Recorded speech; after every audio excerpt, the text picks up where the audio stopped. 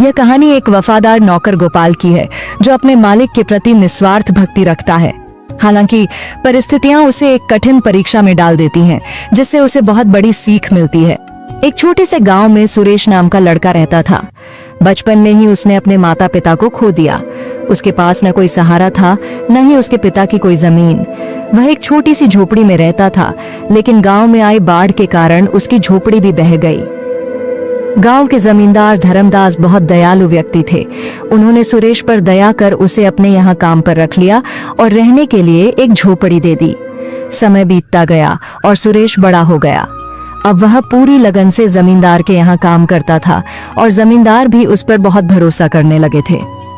एक दिन जमींदार ने सुरेश से कहा, बेटा, तुम अब शादी क्यों नहीं कर लेते? अब तुम्हारी शादी की उम्र हो गई है। तुम्हारी पत्नी आएगी तो तुम्हारे कई कामों में हाथ बौंटाएगी। मैं चाहता हूँ कि मेरे जीते जी तुम्हारी शादी हो जाती। क्या जाने कब भगवान का बुलावा आ जाए। सुरेश बोला, मालिक, ऐसा क्यों कह रहे हो? मेरे लिए आप ही सब कुछ हैं। आप जैसा उचित समझे मैं वही करूंगा। जमींदार बोले, मेरी नजर में तुम्हारे लिए एक बहुत अच्छी लड़की है। शादी के खर्च की चिंता मत करना, वह मेरी जिम्मेदारी होगी। सुरेश झिझकते हुए बोला, जो भी आपका निर्णय होगा वह मेरे भले के लिए ही होगा। आप मेरे पिता समान हैं। धर्मदास का बेटा विक्रम ये सब सुन लेता है और गुस्से में अपने पिता के पास आता है। पिताजी, ये आप क्या कर रहे हैं? सुरेश हमारा नौकर है और आप उसकी शादी का खर्च क्यों उठा रहे हैं? धर्मदास ने सख्ती से जवाब दिया। वह मेरा नौकर नहीं, बेटे जैसा है। विक्रम चिढ़कर बोला, आप मेरे पिताजी हैं या उसके? धर्मदास नाराज होकर बोले, जब मैं बीमार था तब कहाँ गया था तुम्हारा अपनापन? तब सुरेश ने मेरी कितनी सेवा की थी। वह दिन रात मेरी देखभाल करता था और तुम अपने शौक में मस्त रहते थे। तुम मुझे मत सिखाओ कि कौन अपना है और कौन पराया। विक्रम और भी गुस्से में आ गया। उसने सोचा कि उसे सुरेश को रास्ते से हटाना होगा। विक्रम नशे और जुए की लत में डूबा हुआ था। एक दिन उसने अपने पिता से 10,000 रुपए मांगे, लेकिन जब जमींदार ने उसे पैसे देने से इनकार कर दिया तो वह भड़क उठा। विक्रम ने सोचा, अब मैं देखता हूँ कि मुझे पैसे कैसे नहीं मिलते। वह चोरी की योजना बनाने लगा। अगले दिन जमींदार की तिजोरी से 20,000 रुपए गायब हो गए। पूरे घर में हड़कंप मच गया। विक्रम मौके का फायदा उठाकर बोला, पिताजी, चोर और कौन हो सकता है? सुरेश ही होगा। सुरेश हैरान रह गया। उसने सफाई दी, मालिक, मैं ऐसा नहीं कर सकता। आप पर मेरा पूरा जीवन समर्पित है। लेकिन विक्रम ने उसे झूठा ठहराते हुए उसके घर की तलाशी की मांग कर दी। जमींदार ने पहले विक्रम के कमरे की तलाशी ली, लेकिन वहां कुछ नहीं मिला। फिर सुरेश की झोपड़ी की तलाशी ली गई और वहां से पैसे मिल गए। सुरेश स्तब्ध रह गया। यह कैसे हो सकता है? यह किसी की साजिश है। जमींदार का भरोसा टूट गया। विक्रम बोला, देख लिया पिताजी, अब पता चला कि कौन सच्चा है और कौन झूठा। धर्मदास को बहुत बड़ा झटका लगा। उन्होंने सुरेश की तरफ देखा, लेकिन कुछ नहीं बोले। सुरेश रोते हुए बोला, मालिक, मैं निर्दोष हूँ। मैं आपके लिए जान दे सकता हूँ, पर चोरी नहीं कर सकता। धर्मदास ने गहरी सांस ली और कहा, मुझे अब कुछ नहीं कहना, तुम यहाँ से चले जाओ। सुरेश वहां से दुखी होकर चला गया। लेकिन गांव के एक बुजुर्ग ने यह सब देख लिया था। उन्होंने जमींदार को बताया कि उन्होंने आधी रात को विक्रम को चुपके से पैसे छुपाते देखा था। धर्मदास को जब यह सच पता चला तो उन्हें बहुत पछतावा हुआ। उन्होंने तुरंत सुरेश को बुलाया और गले से लगा लिया। बेटा, मुझसे बहुत बड़ी गलती हो गई। मैं तुम पर भरोसा नहीं कर सका। विक्रम ही असली चोर है। सुरेश की आंखों में आंसू थे, लेकिन उसने जमींदार से कहा, मालिक, आपको दोषी महसूस करने की जरूरत नहीं। आपके लिए तो मैं जान भी दे सकता हूँ। धर्मदास ने विक्रम को घर से निकाल दिया और उसे अपनी गलती सुधारने का आदेश दिया। विक्रम का झूठ उजागर हो चुका था। गांव के लोग जमींदार के फैसले की सराहना करने लगे। सुरेश को फिर से जमींदार ने अपने साथ रख लिया और उसे अपना उत्तराधिकारी बना लिया। इंसान की असली पहचान उसके कर्मों से होती है, न कि उसकी संपत्ति से। चमकपुर गांव में गोपाल नाम का एक लड़का रहता था।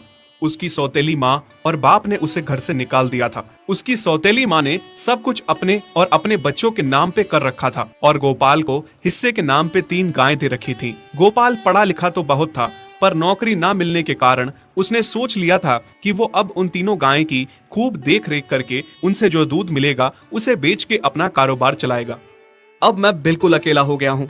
गौ माता, तुम तीनों के अलावा मेरा अब कोई भी नहीं है। बस मेरा घर चलाने के लिए तुम तीनों को मेरी मदद करनी होगी। तीनों गायें बहुत ही हट्टी कट्टी और जवान थीं और रिश्ते में भी एक दूसरे की बहनें लगती थीं। चंपा, चमेली और मैना। मैना सबसे बड़ी और समझदार गाय थी। चंपा गर्भवती थी और चमेली को अभी अभी बच्चा हुआ था। वो दूध दे रही थी, जिसके दूध को बेच के गोपाल का थोड़ा बहुत घर चल रहा था। पर गोपाल को अब चंपा और मैना पे पूरा भरोसा था कि जब उनका बच्चा हो जाएगा तो वो खूब दूध देने लगेंगी और जिससे उसका कारोबार अच्छे से सेट हो जाएगा। देखा चमेली बहन, हमारे मालिक को कितनी उम्मीदें हैं हम तीनों से। हाँ चंपा, सुना मैंने, मालिक ने हमसे कितनी सारी उम्मीदें लगा रखी हैं। और उम्मीद रखे भी क्यों ना, कितना समय खर्च करते हैं मालिक हम पे और कितनी सेवा करते हैं हमारी, कितना खिलाते पिलाते हैं हमें। और फिर हम मालिक की उम्मीदों पे खरा ना उतरेंगी तो धिक्कार है हमारी जिंदगी पर। सही कह रही हो बहन तुम। चलो हम तो मालिक के लिए कुछ ना कुछ कर ही लेंगे। तुमने बच्चा दे दिया है, दूध भी दे रही हो, मैं भी गर्भवती हूँ। थोड़े दिनों में मैं भी बच्चे को जन्म दे दूंगी, फिर दूध भी देने लगूंगी। लेकिन इस मैना दीदी को देखो, हम दोनों से बड़ी हैं, एक बार भी बच्चा ना दे पाई आज तक। क्या इसका फर्ज नहीं बनता मालिक के लिए कुछ? ये तो बड़ी हैं, हमसे ज्यादा इसको मालिक के लिए करना चाहिए था, लेकिन हम छोटी होकर इतना सोच रहे हैं। तुम दोनों ऐसा क्यों कह रही हो? क्या गलत कह रहे हैं हम? सही तो कह रहे हैं। कितने सालों से बांझ पड़ी हो तुम। ऐसा कैसे कह सकती हो तुम? बच्चा देना ना देना मेरे हाथ में थोड़े ना है। मैं भी तो माँ बनना चाहती हूँ ना। मैं भी चाहती हूँ कि दूध दूँ और मालिक को मेरे दूध से कुछ फायदा हो। अरे तुम क्या बच्चा दोगी जो इतने सालों से नहीं दे पाई? तुम ये ख्वाब लेना बंद करो कि तुम बच्चा दोगी और तुम्हारे दूध से मालिक को कोई फायदा होगा। दोनों छोटी बहनें बड़ी बहन मैना की बेबसी का मजाक उड़ाती हैं और उस पे हंसती हैं। इस बात से मैना बहुत दुखी होती है और रोती है कि उसी की बहनें उसको दिलासा देने की बजाय उसे ताने मार रही हैं, उसका मजाक उड़ा रही हैं। फिर एक दिन गोपाल का पड़ोसी उससे कहता है, अरे गोपाल, तुम्हारी 2 गायें तो ठीक है, एक गाय का क्या है? उससे तुम्हें कोई फायदा नहीं है, बेच क्यों नहीं देते उसे? अरे नहीं नहीं भाई साहब, बेचना क्यों उसे? अभी बच्चा नहीं दे रही तो क्या पता कल वो बच्चा दे दे। कोई भी काम जल्दबाजी में नहीं करना चाहिए। अरे नहीं गोपाल, मेरे कहने का ये मतलब था कि तुम्हें अपना कारोबार जल्द खड़ा करने की जरूरत है, क्योंकि तुम्हारे घर वालों ने तुम्हारे साथ जो कुछ भी किया वो बहुत गलत था। अब तुम्हें जो भी करना है अकेले ही करना है। आगे शादी भी तो करनी है तुम्हें, उसके लिए भी खूब पैसा कमाना पड़ेगा। जब तुम्हारी सारी गायें दूध देंगी तभी तो कारोबार अच्छा चलेगा ना। हाँ, बात तो तुम सही कह रहे हो भाई। मेरी मानो तो तुम अपनी गायों को क्रॉस करवा के देख लो, शायद उससे बच्चा हो जाए। हाँ, ये सुझाव तुमने सही दिया, मैं कल ही ऐसा कर लेता हूँ। सुना तुमने मैना बहन मालिक की बातों को? कितना परेशान है मालिक तुम्हारी वजह से, पर तुम्हें तो कोई बात कह ही नहीं सकते। झट से बुरा जो मान जाती हो तुम। मैना ये सब सुन के बहुत दुखी होती है, पर करती भी क्या, उसके हाथ में कुछ नहीं था। गोपाल ने मैना को क्रॉस करवा के भी देखा, पर उसका भी कोई फायदा नहीं हुआ। गोपाल, जो सुझाव मैंने तुम्हें दिया था, क्या वो तुमने आजमाया? हाँ भाई, वो भी करके देख लिया, पर उसका भी कोई असर ना हुआ। ये गाय किसी काम की नहीं है गोपाल, मेरी मानो तो इसे बेच दो। मैं सोच रहा हूँ एक बार फिर से क्रॉस करवा के देखता हूँ, शायद कोई बात बन जाए। देख लो, पर मुझे नहीं लगता। देखा, इन लोगों को भी पता चल गया तुम बच्चा नहीं दे सकती, तुम बांझ ही रहोगी। सही कह रही हो तुम दीदी, इतने जतन करने के बाद भी बच्चा नहीं हो रहा तो अब क्या होगा? गोपाल मैना को एक बार फिर से क्रॉस करवा लेता है। दोनों बहनें चंपा और चमेली मैना के बांझपन का मजाक उड़ाती हैं और उस पे खूब हंसती हैं। फिर एक दिन मैना चमेली के बच्चे के साथ खेल रही थी कि तभी चंपा देख लेती है। हाँ देख तो चमेली दीदी, ये मैना दीदी तेरे बच्चे के साथ क्या कर रही है? मुझे समझ में नहीं आ रहा, तू इस बांझ के साथ अपने बच्चे को कैसे छोड़ सकती है? 100 रोटी वाला ससुराल। सुनो जी, मुझे तो शीतल की बड़ी फिक्र रहती है। उसका ध्यान तो बस घर के बाहर दोस्तों के साथ घूमने फिरने में ही रहता है। उसे कुछ बोलो तो एक नहीं सुनती। मैं तो कहती हूँ इसकी जल्दी शादी वादी करवा दो, वरना लड़की हाथ से निकल जाएगी। तुमसे ज़्यादा चिंता है मुझे शीतल की शादी की। कल ही वो रामपुर वाले मौसा जी को फ़ोन भी किया था, बता रहे थे एक लड़का है नज़र में, उनका अपना घर है और लड़का भी अच्छा है। अरे तो फिर बस बात चलाओ ना, एक बार देखे तो सही लड़का और घर बार कैसा है। कौन से लड़की की बात चल रही है यहाँ? तुम्हारी शादी की बात चल रही है बेटी। अब तुम्हारी शादी की उम्र हो रही है तो लड़का तो देखना पड़ेगा ना। उफ़ो, मुझे अभी नहीं करनी शादी वादी, ये तो मेरे खेलने कूदने के दिन है। बहुत खेल कूद ली तुम, अब घर के काम धाम सीखने की कोशिश करो, समझी? ससुराल जाकर हमारी नाक मत कटवा देना। सब्जी काटनी तो आती नहीं इसको, तो नाक ही कटवाएगी। अरे मैं इसे शादी तक अच्छे से सब सिखा दूंगी, आप तो बस उस लड़के से इसकी शादी के बाद चलवाओ। कुछ दिनों बाद कुणाल और उसकी माँ शीतल को देखने घर आते हैं। कुणाल दिखने में बड़ा ही स्मार्ट होता है, शीतल तो उसे देखती ही रह जाती है। देखो जी, हमारी कोई डिमांड तो है नहीं, बस हम चाहते हैं कि लड़की घरेलू हो, घर के सारे कामकाज संभाल ले। अब आपके परिवार में तो बस 3 ही लोग हैं, पर हमारा तो खूब भरा पूरा परिवार है। बाकी हमें लड़की के घूमने फिरने दोस्तों से मिलने से कोई दिक्कत नहीं है। घर का काम करने के बाद जो चाहे सो करे। अरे वाह, ये तो इतने बढ़िया लोग हैं। लड़का भी इतना स्मार्ट है और ऊपर से इन्हें मेरे घूमने फिरने से भी कोई दिक्कत नहीं है। हे भगवान, तूने तो बिना मांगे ही मुझे सब दे दिया। बताओ जी, और क्या चाहिए हमें? हमारी तरफ से तो रिश्ता पक्का है जी। बस फिर तो हंसी खुशी शीतल और कुणाल की शादी हो जाती है। शीतल मन ही मन बड़ी खुश होती है और उसी खुशी के साथ वो अपने ससुराल में कदम रखती है। आओ बहू, तुम्हारा अपने ससुराल में स्वागत है। ये मिलो अपने परिवार से। ये तुम्हारे ससुर जी, तुम्हारी ननद सुनीता और गीता, सुनीता के पति राजेश और उनके 2 बच्चे राजू और चिंटू। ये ना हमारे साथ यहीं रहते हैं। ये तुम्हारी दादी सास हैं और बाकी लोग अभी बाहर गए हुए हैं। इतने सारे लोग, ये सब यहीं रहते हैं इस घर में? अरे अभी तो मेरे देवर देवरानी और उनके 3 बच्चे यहाँ नहीं है। उसके मायके में भी शादी थी ना, तो बस वहीं गई है, कल तक आ जाएंगे। हे भगवान, ये घर है या धर्मशाला? ये सब एक साथ इस घर में कैसे रहते हैं? मुझे तो पता ही नहीं था इनका इतना बड़ा परिवार है। अब समझी कि कोई डिमांड क्यों नहीं की इन्होंने। ये सब चाल चले मेरे साथ। अरे बहू, खड़े खड़े क्या सोच रही हो? चलो अपने कमरे में जाकर आराम करो। जी माँ जी। अगले दिन शीतल का ससुराल में पहला दिन होता है। शीतल रसोई में जाकर सबके लिए खीर बनाने लगती है। तभी उसकी ननद सुनीता आती है। अरे वाह भाभी, आज क्या बना रही हो? बस दीदी, आज वो पहली रसोई है ना, तो खीर बना रही थी। अरे भाभी, ये खीर वीर रहने दो। घर में 4 लोगों को शुगर है और कुछ लोग मीठा ही नहीं खाते। आप ना सीधा खाना ही बना दो। क्या फ़र्क पड़ता है मीठा बने या नमकीन, बस बहू के हाथ की पहली रसोई होनी चाहिए ना। जी दीदी, तो फिर मैं खाना ही बना देती हूँ। आप बता दो खाने में क्या बनेगा। बस सिंपल सी कोई सब्जी बना दो, जैसे आलू गोभी या आलू मटर, और उसके साथ रोटियां सेक दो। हमारे परिवार में अब तुम्हें मिलाकर पूरे 20 लोग हो गए हैं। 15 बड़े और 5 बच्चे। बड़ों की 6 और बच्चों की 2 के हिसाब से रोटी बना देना। चलो मैं चलती हूँ, सब देख लेना। हाँ, बड़ों की 6 रोटी, मतलब कि 15 लोगों की 90 रोटियाँ, और बच्चों की 2 रोटी, मतलब 5 बच्चों की 10 रोटियाँ। 90 और 10 मतलब कुल मिलाकर 100 रोटियाँ। हाय, मैं तो मर गई।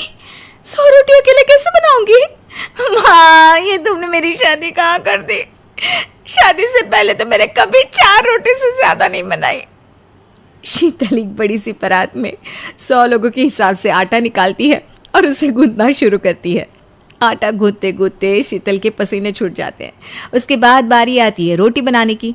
शीतल एक एक करके रोटी बनाना शुरू करती है और 10 रोटी बनाते ही अपनी कमर पकड़ लेती है।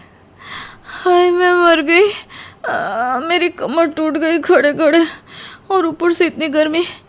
मैं 100 रोटियां कैसे बनाऊंगी? अरे भाभी, सब बाहर रोटियों का इंतजार कर रहे हैं, जरा जल्दी।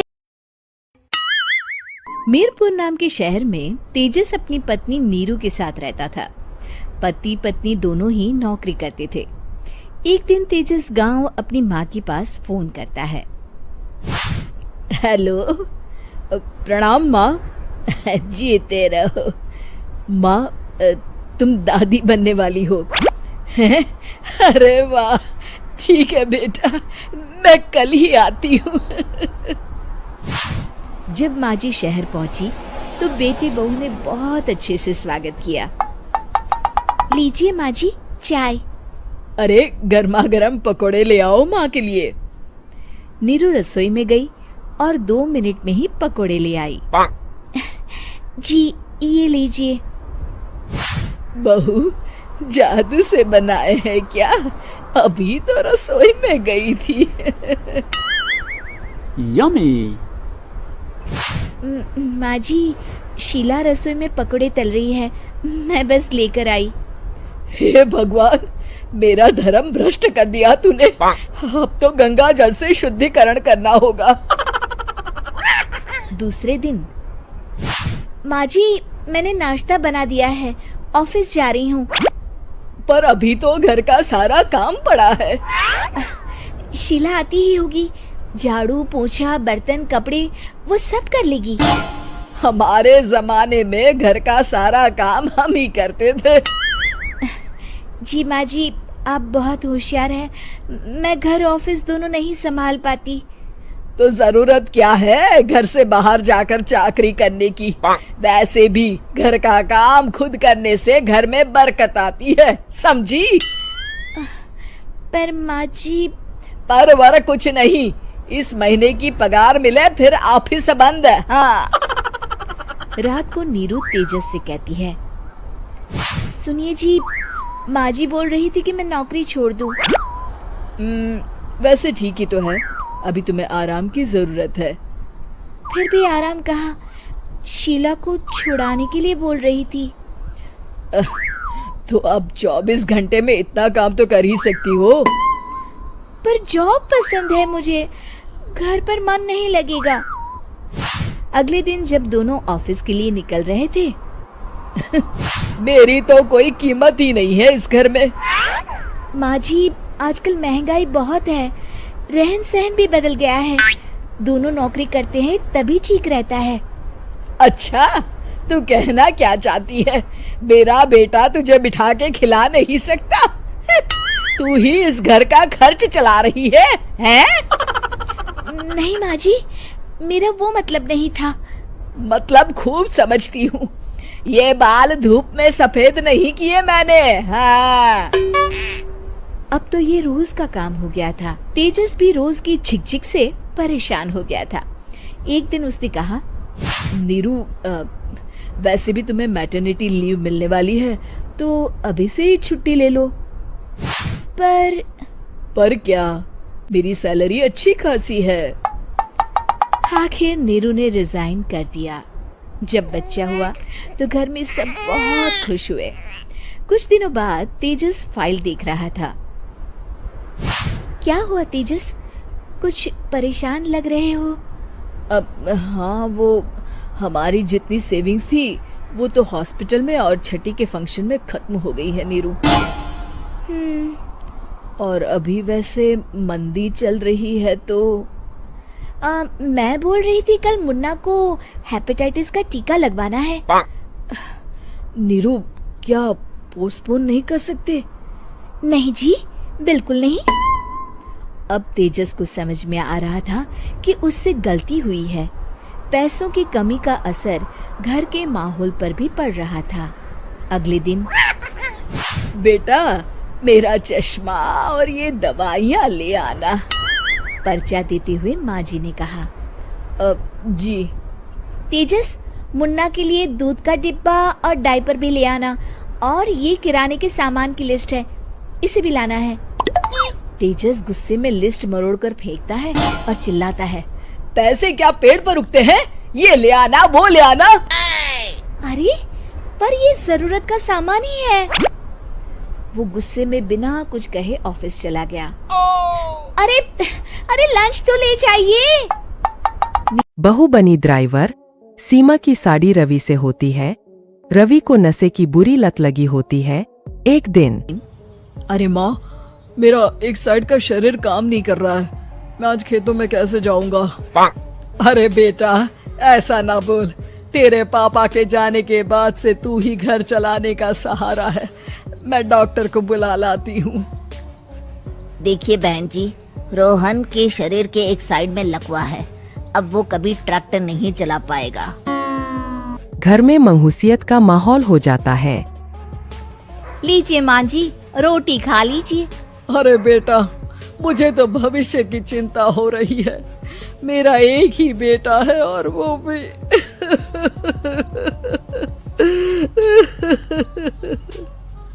माँ जी, आप चिंता न करें, जब तक ये बीमार है मैं खेत जाकर काम कर लिया करूंगी। वैसे भी नशे के कारण इनका शरीर काफी कमजोर हो गया है। अगले दिन सीमा खेत में जाकर काम कर शाम को घर लौटती है। ये ले बेटा, पानी पी ले। कैसा रहा काम का पहला दिन?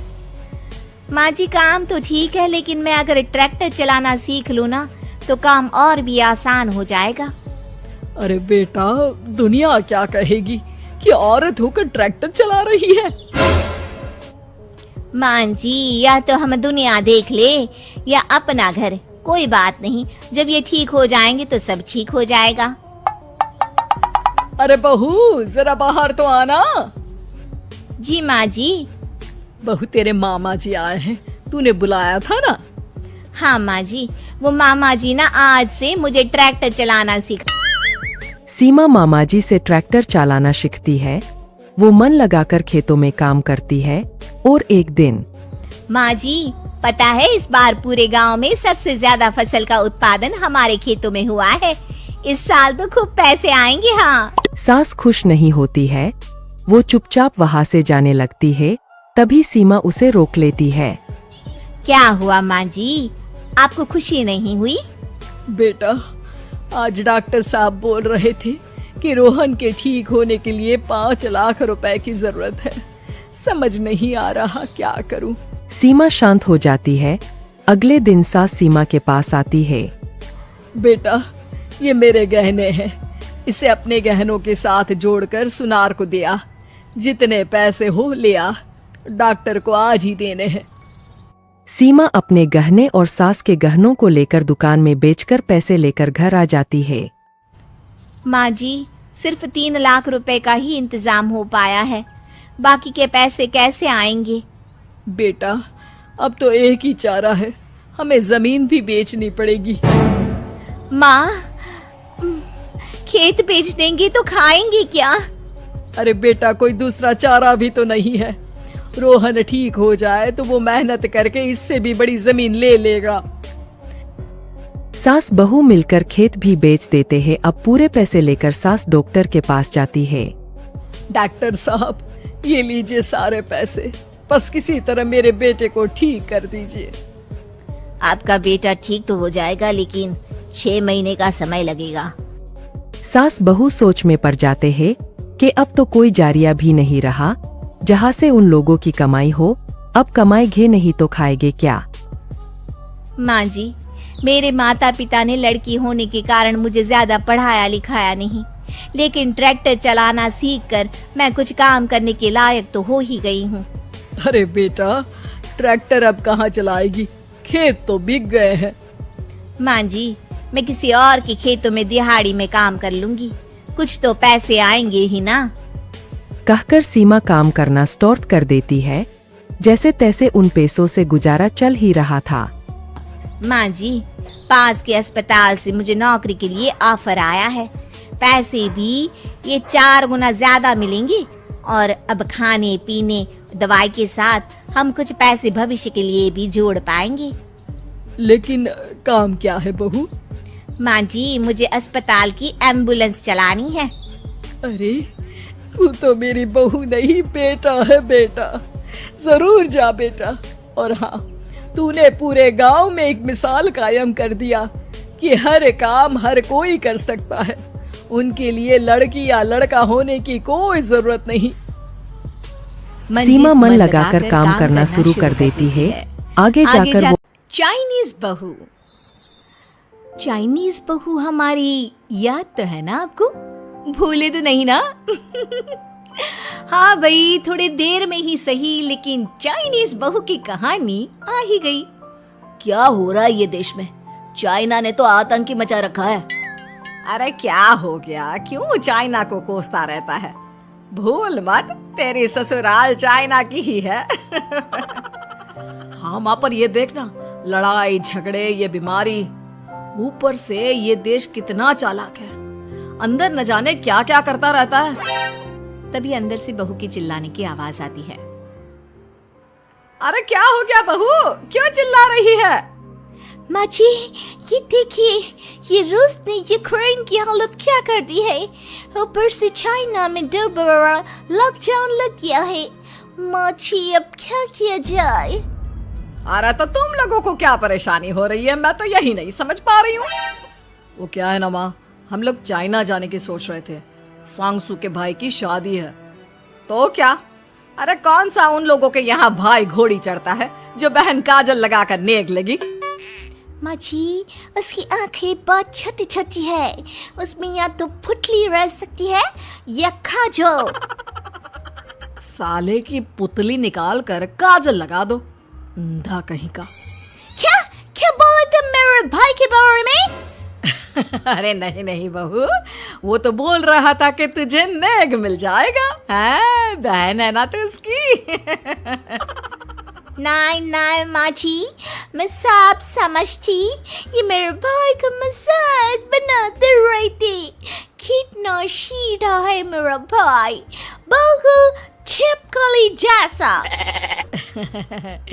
नहीं नहीं बहू, सीधा गाय जैसा होता है। सही पकड़े हैं माँ जी। हाँ, तो मेरे भाई की शादी है, मैं चाइना जरूर जाऊंगी। तभी एक पड़ोसन आ जाती है। अरे नहीं नहीं बहू, तू कहीं ना जा, हम लोगों का मन कैसे लगेगा तेरे बिना। ले बहू, तेरे भाई के लिए ये शॉल रख ले, हमारी तरफ से गिफ्ट कर देना। अरे सब कितने अच्छे हैं, मेरी चाइनीज बहू को कितने प्यार से तुम लोगों ने एक्सेप्ट कर लिया। सच में बड़ी भाग्यशाली हूँ मैं।